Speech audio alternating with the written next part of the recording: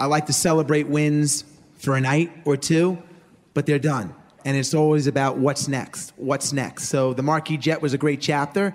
Who cares? We did it, and what's the next thing?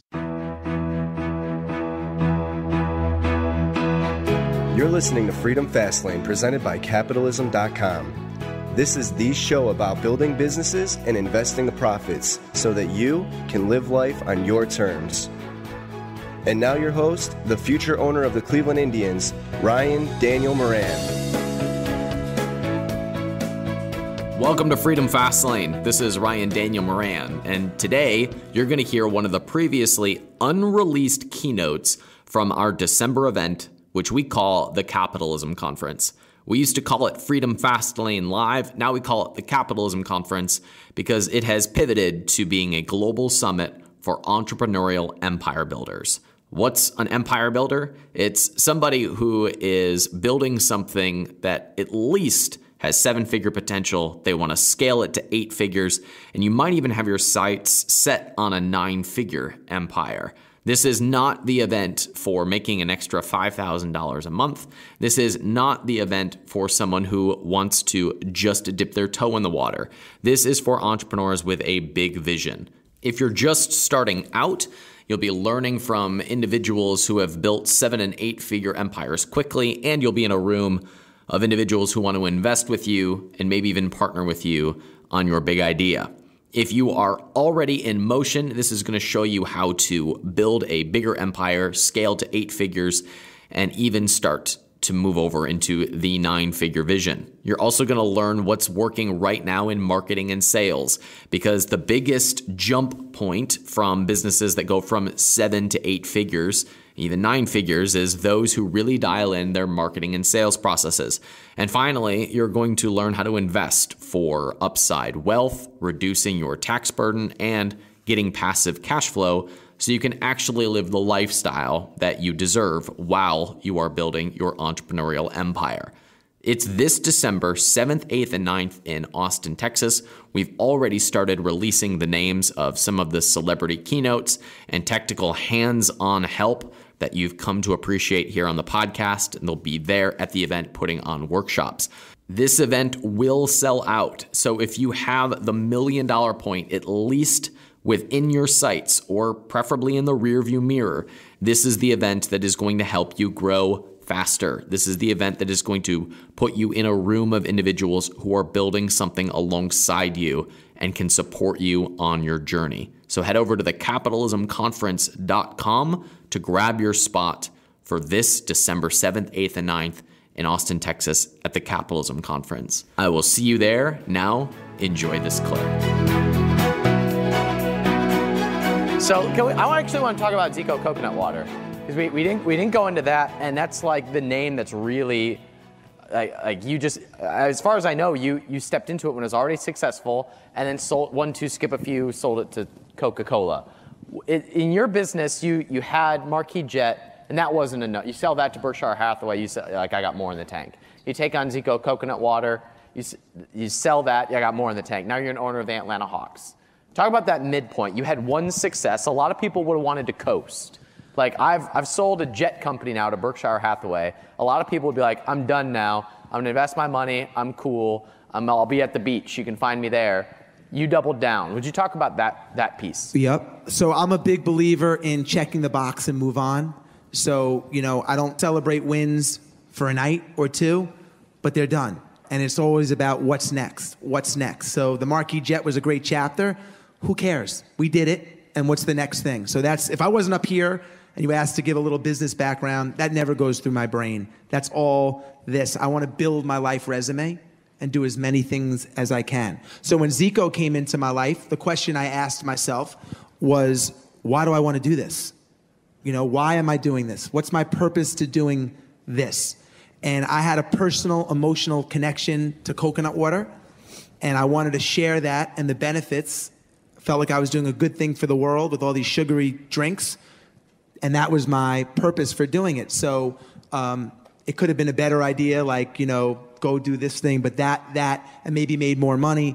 that's what I wanted to do. I was very passionate about it because I experienced it and I want to share it. Did they come to you as an already established brand and say, help us grow? Or did you reach out to them? So Zico was doing $3 million, $4 million in sales when I was introduced to them. I had gone to Coca-Cola with this idea. I said, look, I really think the next big thing in beverage is going to be coconut water. I had a meeting with the president that was set up through one of the Marquis Jet customers who made the introduction, networking. And he said, you know, I wanted them to be my NetJet. I wanted them to do all the operations and all the back end stuff, and we would just do the magic dust and the marketing. And they said to me, look, we don't buy PowerPoints, we don't buy startups, we buy businesses. If you partner with the coconut water company that's out there now, we want to be in business with you, meaning me and my team. So I went to Zico. They actually introduced me and said, look, if you partner with Zico, we'll do a 3-way deal. And so we partnered with Zico. They were doing a couple $1 million, and 2 years later, Coke bought the whole thing. So I'm excited about this because about 25. Sit if you want, Ryan. Well, that's going to be like really weird then if you're sprinting around and I'm just chilling. So there's about 25% of the room runs a $2 million business and up, and the idea of then being acquired or going to a big brand is really interesting. But you said you have that your magic dust, the marketing that kind of gets it in motion to be perceived as having the momentum to be acquired by somebody else. Would you talk a little bit about that magic dust that you put into those companies? So for me, when the peanut butter and jelly with Zico was they had distribution in place and they had all the operations in place, but what they didn't have was a vehicle or a machine to generate interest, publicity, content that was PRable. So all my job was to make this thing hot. So they took all the responsibility off my plate, and I had to just focus on blowing up this brand and getting the brand out there. So through Marquis Jet, we flew a lot of the entertainers and athletes and CEOs and influencers, the biggest in the country. So I had built this network of amazing relationships, genuine, authentic relationships, and I tapped into that network, and it worked. Your wife had a video go viral recently about failure and how she was encouraged every day to talk about something that she failed at doing. You have a similar mentality of, I'm going to do something that sucks, that's out of my comfort zone. I'm just curious if you two challenge each other on that. Does that come up at home? Well, my wife got great advice from her dad. At a very early age, through her dad asking my wife what she failed at. Every week when she came home on Friday, he would say, what did you fail at this week? And she said, I went out for cheerleading and I didn't make the team. He would give her a high five. And what he did was he redefined failure as not the outcome, but not trying. So she has lived her life getting over fear and saying, even if I don't succeed, I'm gonna try to do it. But I can tell you at our dinner table, like I said when I came on, most of our conversations are around our 4 kids getting them potty trained. Well, how old is your oldest now? I have a 7-year-old. And how does both of your mentalities factor into how you raise your children? Are you encouraging them to do things that are different than most kids? How does that affect how you raise your kids? So, any parents out here? Yeah, everybody? A lot of people? So for me, one of the biggest challenges was recognizing that, sorry, I'm addressing them, not you, but was recognizing that my kids are on their own journey. And even though I grew up playing basketball in my driveway, if my son wants to sit inside and play Minecraft, that's his journey. It's different than what I'm going to do. But I try to encourage my kids and my wife, same thing. We try to expose them to things that we do that are super hard that we might fail at. So let me just give you guys an example. I have a 7-year-old. My son's name is Laser. And 2 years ago, I was doing a polar plunge in Georgia at Lake Lanier for cerebral palsy with the local fire department. So I said to Laser, you want to do it with me? He's like, yeah, let's do it. So we drive out to Lake Lanier. And on the ride out there, I'm saying, look, you're going to be the youngest kid to do the polar plunge, man. We can do this. It's going to be cold, but you can do it. He's getting all, I'm going to do it, Dad. I'm so excited. We get there, and everyone's on the beach. They blow the whistle. Everybody runs into the water, and my son's standing on the beach. So I come out, and he's like, I don't want to do it, Dad. I don't want to do it. I said, it's okay. It's okay. He's like, so we get in the car, and he's upset. I said, no, Laser's when you're ready to do it, I'm just glad you got to see me do it. Fast forward 1 year. We go back. We're in the car, and I'm saying, Laser, you're still going to be the youngest man. You got to do it. You got to do it. And he's a shy kid. You got to do it. You got to do it. He's like, I'm going to do it, Dad. Get on the beach. We blow the whistle. He takes off into the water. He's the first one in the water. He's the last one out. Now, he's still a shy kid, but that experience peeled the layer off him. It changed him because it taught him in his little mind, I didn't even realize that he had to live with failure for a year. He had to live with that. And he got to watch me celebrate something that was hard. So as a parent, that's a really valuable lesson in exposing your kids to things that you do that are hard and rewarding. Clap that up.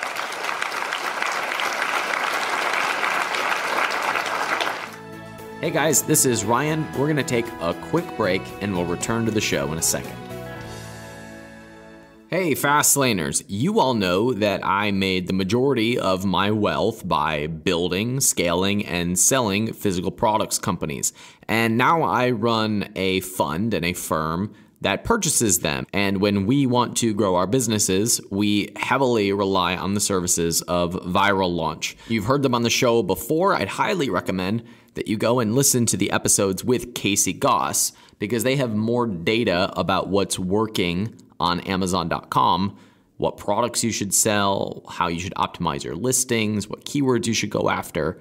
They have more data on that stuff than pretty much anybody else on the planet. So we rely on them to look at markets we should go into, what products we should release, and I would recommend that you at least check them out.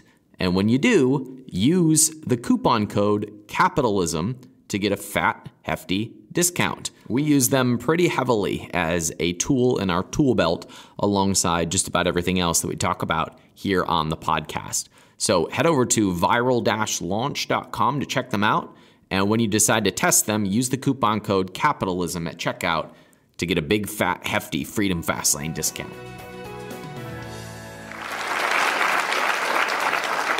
Growth is a really interesting thing because there's always a next thing. And you make it very clear that everything that's in your past, you don't give much credit to. It's like, it's over, what's the next thing? And our brains are wired to normalize things that are happening, so a certain level of success, a certain level of happiness just becomes normal, and then it's off to the next thing that we see. How do you, or when do you pause to enjoy it or appreciate how far you have come? Or do you just use that as research and development to go get the next thing?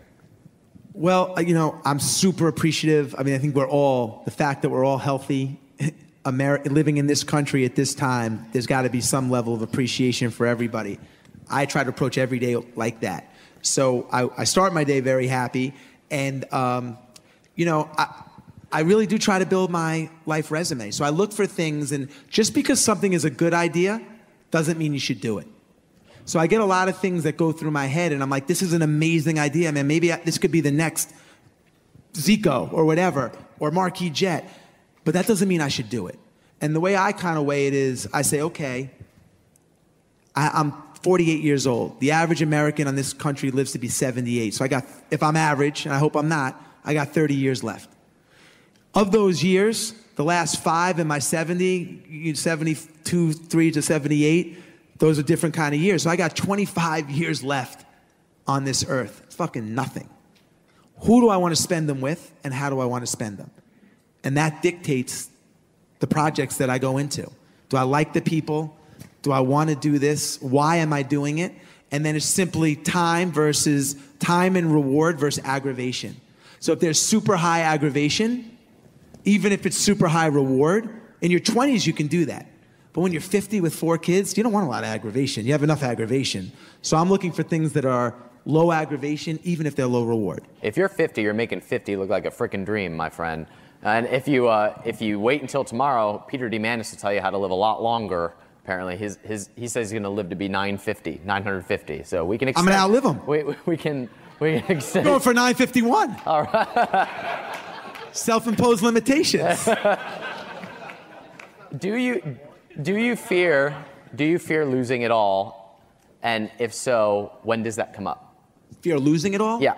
No, because I love where I'm at my life, but my routine, what I like, is no different than when I was 18. I still run this, I still run every day. I still eat the same bananas. So I mean, I don't want to lose it all, but my life isn't based on what it all hasn't really bought me anything. So would you say happiness is a greater driver to you than success, or what is your primary driver? Growth, happiness? Challenge. I'm highly ADD, which has been to my advantage. I'm an endurance adrenaline freak, so I love challenges. I love newness. So I'm driven by newness. I get bored easily. And so I like to do things quickly. That's why I loved before in the exercise before. Who was up before? My mind. Mike was showing that he said, okay, I have 90 days to make X amount, get it to market, and move on. That really resonated with me because that's sort of how I'm very impatient. Very impatient. By the way, just one thing, Ryan. When you say no to stuff and you eliminate some of the non-essential stuff, a 2-year plan can be shrunk to 1 year because you can get so much done when you're completely laser focused on one concept. Hey guys, this is Ryan, and I wanted to take a quick second to talk to you because I know that you listen to the show because you're a different type of entrepreneur.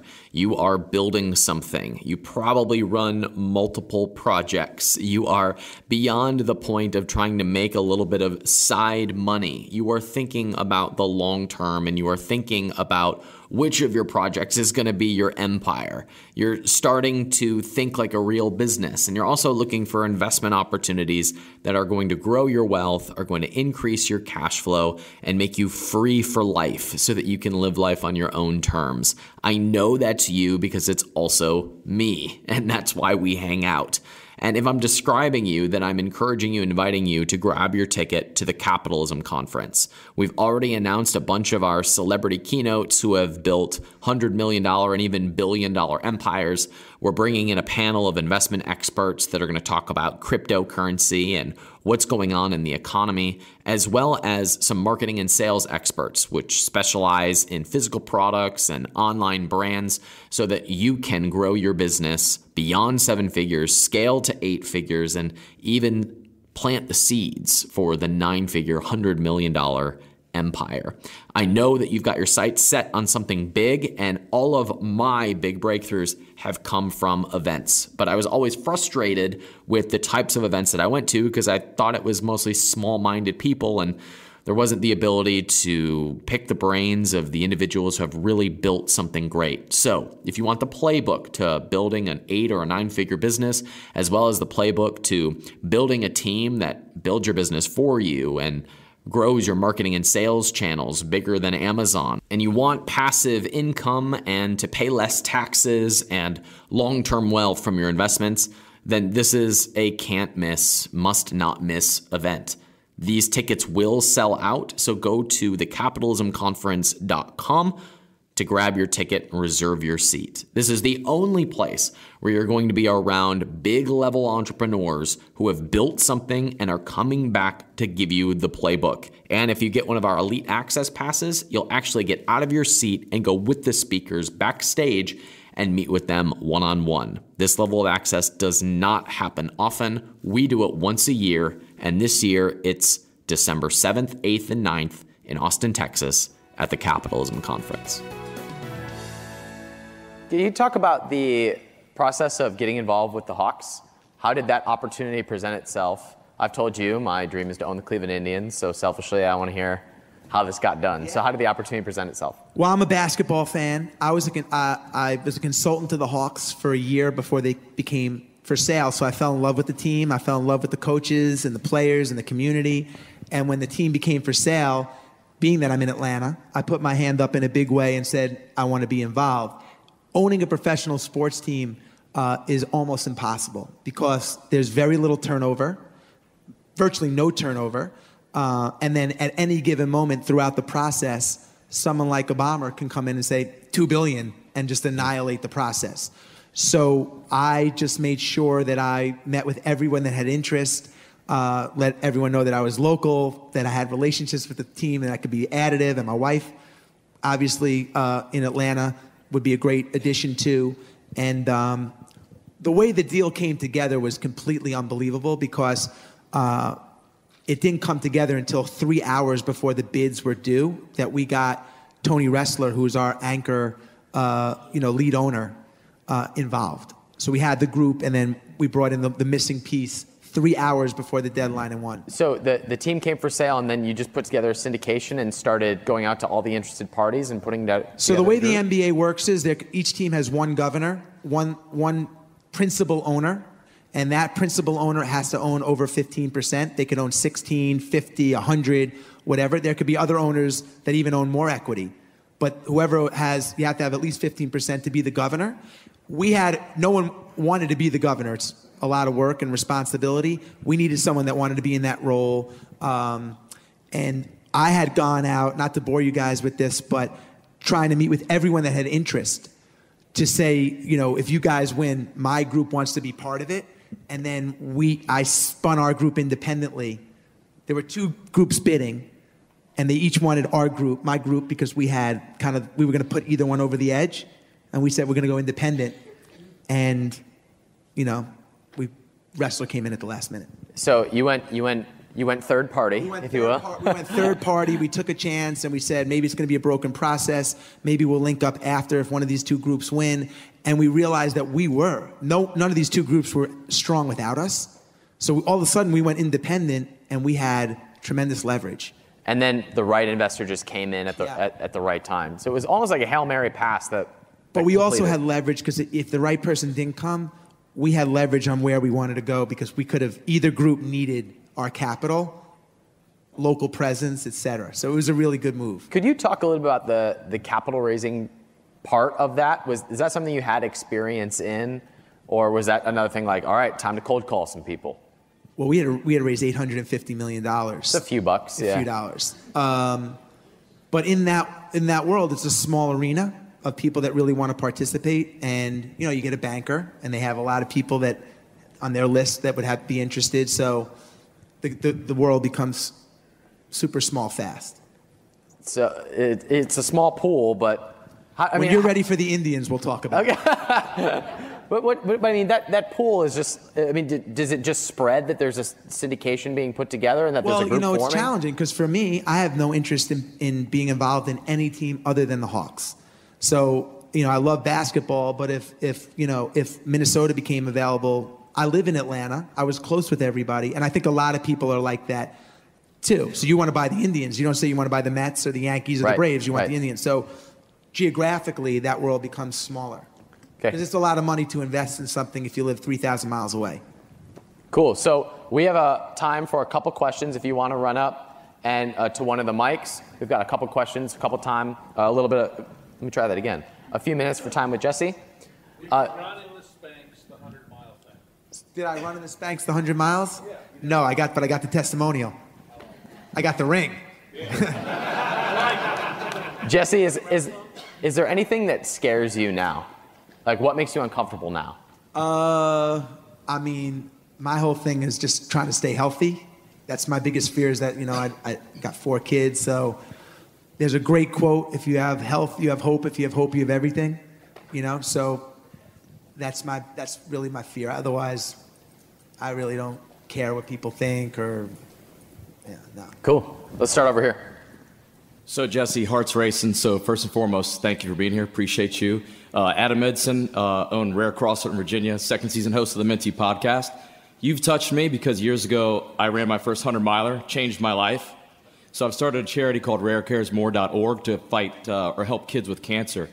I know you like big challenges. Would you run a 100-miler with me next year to raise money for rarecaresmore.org? Where is it? How about this? Wherever you choose. I'll come to you. I live in Virginia, Fredericksburg, about an hour south of D.C. The last one I ran was Grindstone 100. It was in the mountains of Virginia. How much money did you raise for the charity? We're just starting it now. The first marathon I ran, I raised $2,000 for a kid with cancer. My goal next year is to raise $100,000. Okay, I'm going to change the challenge to you. Okay. Because I've already done that. Okay. I'm doing a 100-miler. That's going to be a 33-mile paddle, 33-mile bike, 33-mile run. So it's my version of, I call it the triathlon. Paddling 33 miles is not fun. That's rough. If you do that with me, I'll make a very generous donation to your charity. Name the time and place. I'll be there. Done. So, That's done. Book. I got you. okay. Connect afterwards. So, hey, real quick, though. This guy's fucking amazing. Let's give him another hand. Seriously. Love you. Cool, man. Thank you. Thank you. We'll do it. Jesse, we'll go over here. So I was looking at your schedule, and you like to work 6 hours a day. Do you find that early in your career you were working a lot more hours in the day, and you find that balance later on in your career? Because in my business, we tend to work a lot more. It's still early. We're still building. But balance is perfect for me, and I want more balance, and I have kids and a family. And so trying to find that to where when I look back in years, I don't miss these moments.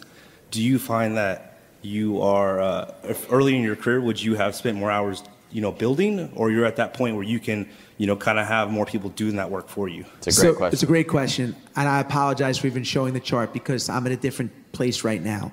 When I was starting out, my pie chart was completely different, and work was probably 12 hours, not 6 or 8. I always took the 3, though, for me, always, since I've been 21 years old. And so the pie chart changes depending on where you are in your life.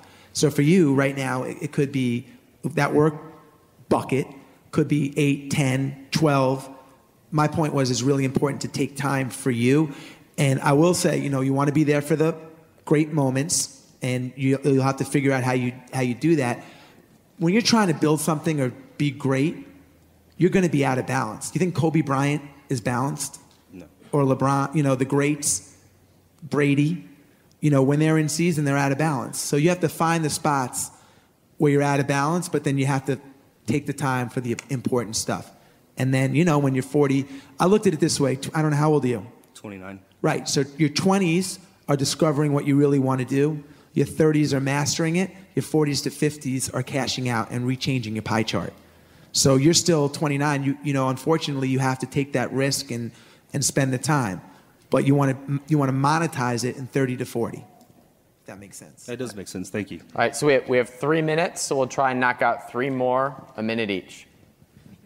My name's Kyle Hayungs. I'm Spell it.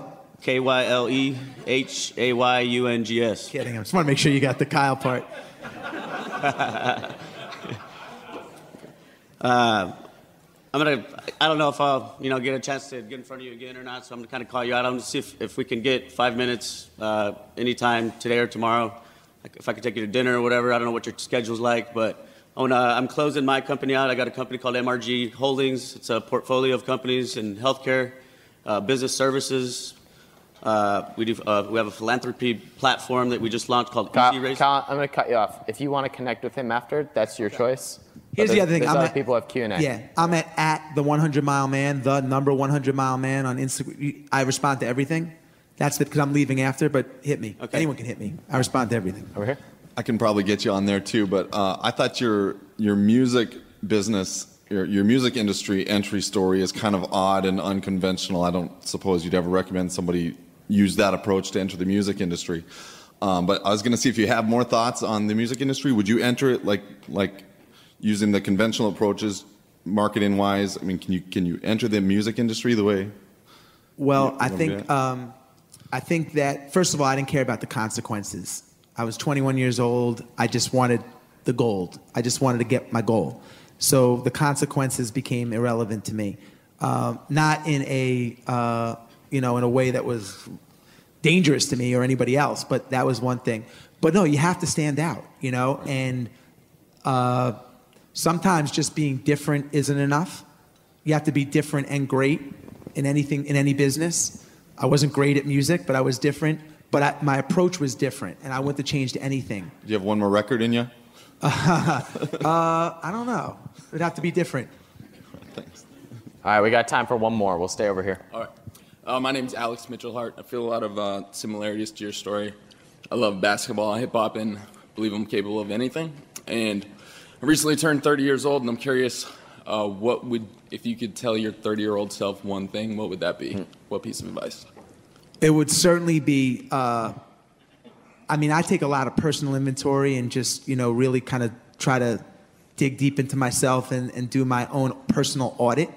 I would tell my son, even earlier than 30, to be blatantly honest in everything. Just reputation is so important. And, of course, we all have our things. But so I would just be that, pick really good friends, pick really good mentors, and never, ever stop, I think that's what I would probably tell him. Sounds obvious. Give it up for Jesse Itzler.